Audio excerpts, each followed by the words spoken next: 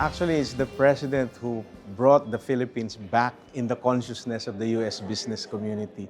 Noong nagsimula siya ng kanyang administration until now, they have seen that the Philippines has continuously been pro-business, pro-investment.